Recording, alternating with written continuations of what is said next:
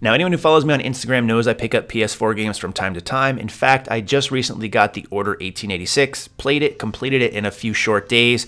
So with my schedule, that being said, it is a very short game. It was enjoyable, but not worth $60, so rent it or get it used. I actually sold it on eBay for close to what I paid for it, and I picked up Dragon Ball Xenoverse to tide me over until then. Now, I've been a big Dragon Ball fan since I lived in Japan and watched the cartoons, bought the comics, collected the cards. I've actually had games for the Famicom, Super Famicom, none of which I could understand, but because I like Dragon Ball so much, I would always buy them and play them. And I really like how the series kind of went with more of the cel-shaded look like they started to do in the Budokai series. Now, that being said, one of the key things that really drew me to this game is, first of all, I needed a PS4 game and there's not much out, but also you can create your own characters. So what you're seeing here is my man Campbell. Now, in this game, you can actually choose your race when you make your own character. You can choose between Buu race, you can choose between Saiyan, you can choose human, Namekian as I did here, or Frieza race as well. And for the most part, you can choose male or female, except when it comes to Frieza, because Frieza is kind of a little bit ambiguous, if you know what I'm saying, and you can just choose them.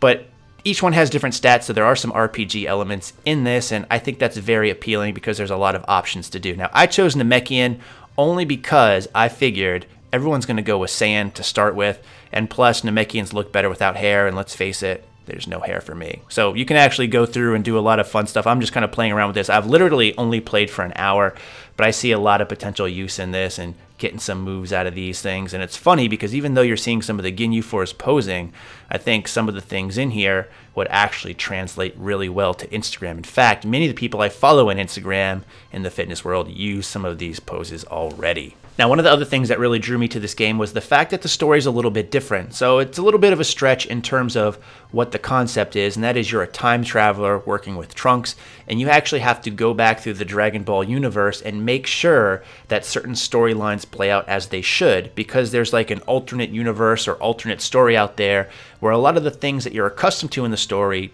actually don't end up happening. So for example, with the whole Raditz story, first of all, Raditz is able to dodge Gohan when he charges him, and then when Goku is holding Raditz and Piccolo is trying to kill both of them, Raditz moves and Piccolo just ends up killing Goku. So a little bit of a stretch. You obviously have to be a little bit familiar with the Dragon Ball story. However, I'm assuming you are if you're interested in this game.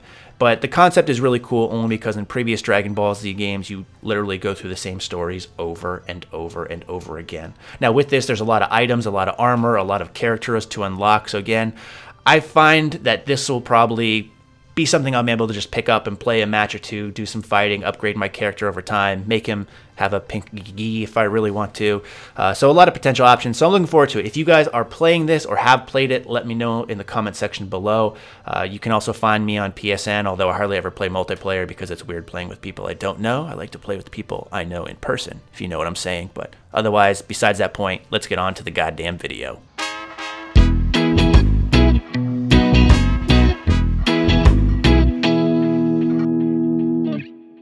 Alright, you're watching the second half of the week's workout, which started with a squat speed day, and the program had initially called for 8 sets of 3 at 310 pounds, but you guys know by now, my bigger is better plate mentality, so we rounded up to 315, because honestly, ain't nobody got time for that. And to be real honest, if this gym did have 35-pound plates, I probably would have gone ahead and just done 310, but there's something about putting a 25, a 10, a 5, and a 2.5 on, where I'm just like, fuck this, let's just throw a 45 on there. Now, speaking of being on point this particular day in terms of weight, I can't necessarily say the same about my outfit. You can obviously notice the blue socks, there's no denying those, but also the blue shirt, the blue belt, the blue wraps, the blue collars. You also see some red highlights on those wrist wraps, which match the red highlights on the knee sleeves, on the shorts, on the hat. I'm sorry, my friends, I didn't mean to do this to you, but sometimes it just happens to work this way. A lot of the clothing and items that I have for the gym are either blue, black, or have a little bit of hint of red, and every now and then the perfect storm and all the moons align and this is what you get. But that being said, these socks I'm wearing here are made by Under Armour. They're football socks. I get questions about socks and stuff like that. These are probably some of my favorite pairs of socks that I own. I have a couple of different colors. They're like $10 through Amazon. I'll actually throw the link in the description box below if you're interested, but 10 bucks. They're very long, they're very durable, they're thick, and they're comfortable, and I think they look kind of funny, which is probably the main reason that I like them. They have all different kinds of colors, so if you want to match your own gym equipment and be a douche like me, feel free to check that description box again. Now, speaking about how things look, one of the things that you guys have been noticing, and I've been noticing as well for the most part, especially at something like this angle where it's a clitorius ass shot, is my depth has been getting better over the past couple of months. And it's really interesting because I really attribute that to the fact that I've stopped doing mobility work for the most part. Now, I'm not saying mobility is going to limit your depth, but I think I got really caught up before in trying to make my squat be as textbook as possible, talking about how my stance was, where my toes were pointed, my elbows, my hand positioning, my chest positioning, where I looked, that I was focusing too much on that and I wasn't very good at having the mechanics to do a textbook squat. So what did I try to do? I tried to spend a lot of time on mobility in order to fix that. And what I found was I got really frustrated because I'd spend all this time on mobility and I wasn't getting any better. So one of the things that has helped me the most improve my squat is the fact that I honestly stopped giving a fuck what people thought and what textbook squats were. Instead, what I did is I found out what is most comfortable for me and what really utilizes my leverages and how I'm built. So for me, that's still a low bar position, which you get a pretty good idea of here in this picture. So you see I'm resting the bar on my rear delt, and somewhat of a medium stance. So not too narrow and definitely not too wide. I find if I go super wide, which most people tell you you'll want to do with a low bar position, I just find I can't hip depth, and I really blame that on my own hips.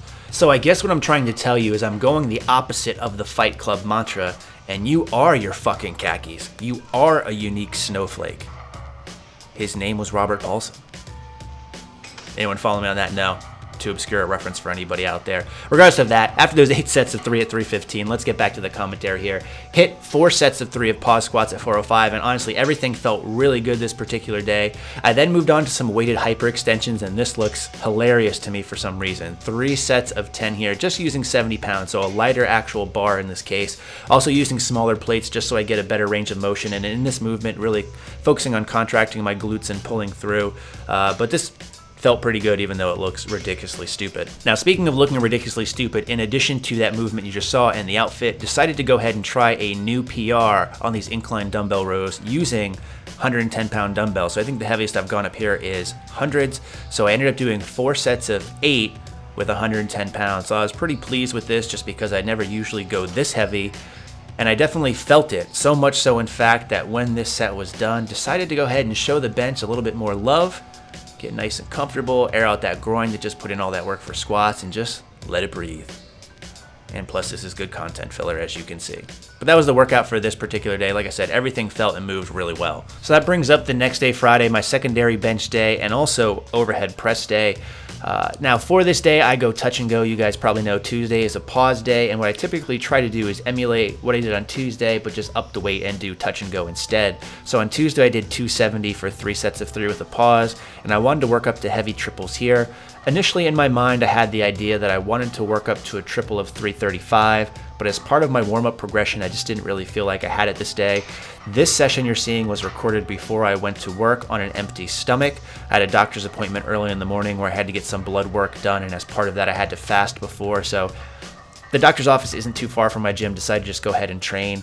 Got up to doing sets of 315, and I did a 3x3 initially to start, and while it wasn't necessarily easy, I thought that I should get some more overall volume in with this heavier weight, so I ended up working up to a 5x3. So for me, I want to say it's a volume PR. I couldn't really tell you, only because I honestly don't pay attention that well. I know the heaviest triple I've gotten touch and go before is 330. So again, initially going in, I wanted 335, but I'll take 315 for 5 sets of 3, given again the fact that I'm only weighing 220 pounds now, so this is big weight for this little guy over here.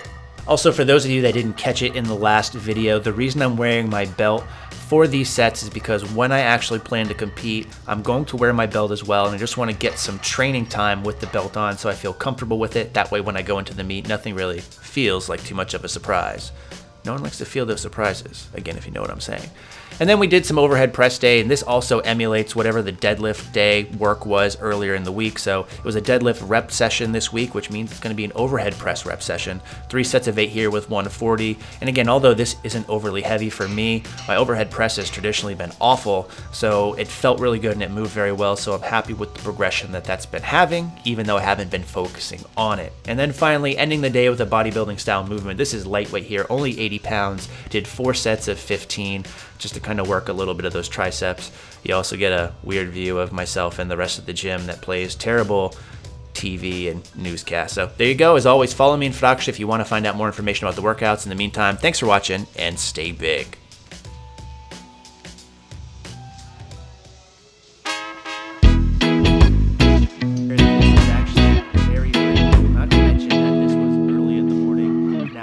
Because of my schedule with the snowstorms and